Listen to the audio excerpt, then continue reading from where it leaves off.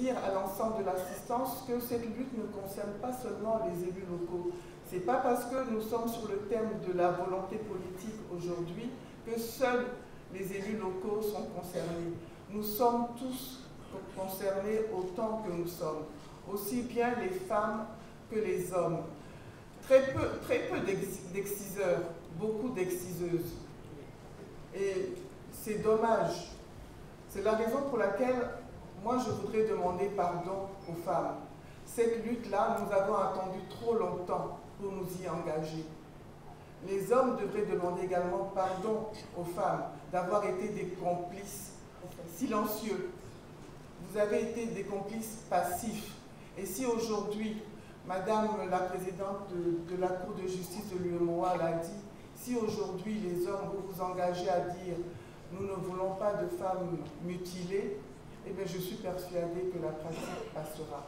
Chers élus, honorables invités, mesdames et messieurs, l'institutionnalisation de la Journée internationale de la tolérance zéro aux mutilations génitales féminines fait suite à la déclaration officielle sur la tolérance zéro des mutilations génitales féminines de Madame Stella Obasanjo, porte-parole de la campagne contre les mutilations génitales féminines lors de la conférence organisée par les comités interafricains sur la pratique traditionnelle ayant des effets néfastes sur la santé des femmes et des enfants en Afrique le 6 février 2003.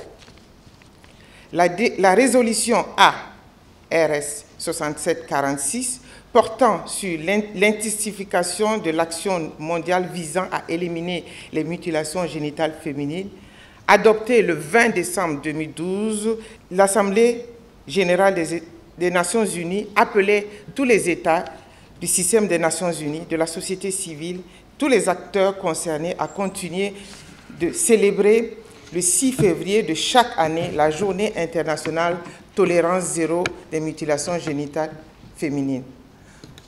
Pour cette année, la communauté internationale nous invite à réfléchir sur ce thème. Mettre fin aux mutilations génitales féminines est une décision politique. Ce thème est plus qu'interpellateur pour le Burkina Faso au regard de l'ancrage de la communalisation intégrale dans notre pays.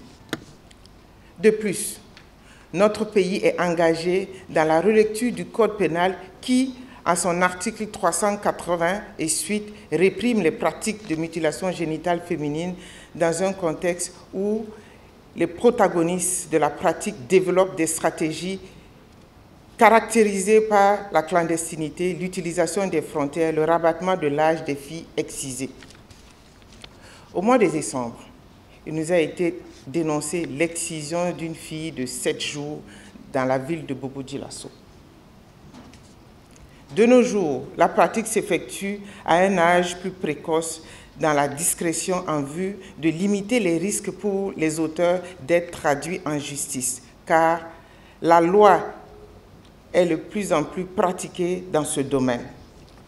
Selon l'annuaire statistique 2014 du ministère de la Justice, entre 2005 et 2014, 284 affaires nouvelles et 252 jugements ont été rendus pour les infractions liées au MGF. Les données du SPCNPE en 2016 montrent la tendance à l'augmentation du nombre de jugements des cas excisés par rapport au nombre de cas signalés et avérés. De 2009 à 2015, au total, 327 personnes, dont 31 exciseuses, ont été condamnées.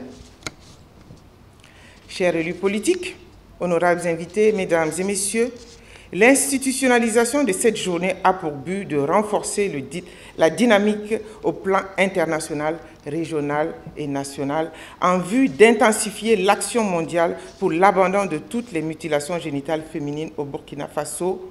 Cette 15e édition qui nous offre l'opportunité d'attirer l'attention des leaders politiques et l'opinion nationale sur l'ampleur et les souffrances physiques, psychologiques et morales liées aux nombreuses formes de violence, notamment sur les mutilations génitales féminines. C'est ce qui justifie l'organisation de la présente cérémonie de plaidoyer à l'endroit des conseillers municipaux de la commune de Ouagadougou et de ceux de la région du centre.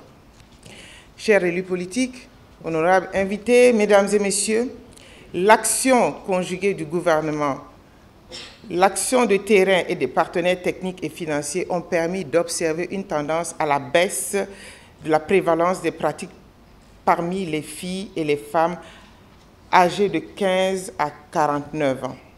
Cette prévalence est passée de 75,8% en 2010 à 67% en 2015, selon les résultats d'enquêtes démographiques et de santé. La prévalence des filles âgées de 0 à 14 ans est passée de 13,3% à 11,3% en 2010, selon l'enquête démographique et de santé, selon les résultats de l'enquête multisectorielle continue réalisée en 2015. Malgré ces acquis, un peu satisfaisants, on ne doit pas baisser la garde. D'autres efforts doivent être déployés pour une réduction du taux de prévalence de 20% au Burkina Faso d'ici 2020, conformément aux ambitions du plan stratégique de promotion de l'élimination des mutilations génitales féminines.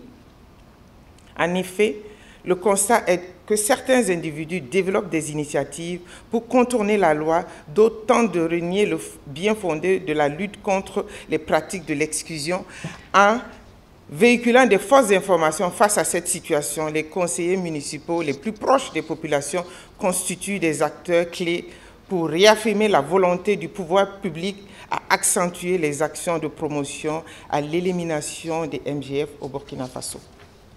Chers élus, je fonde l'espoir que mon appel trouvera un écho favorable auprès de vous et que les plans communaux de développement soient pris en compte les questions MGF.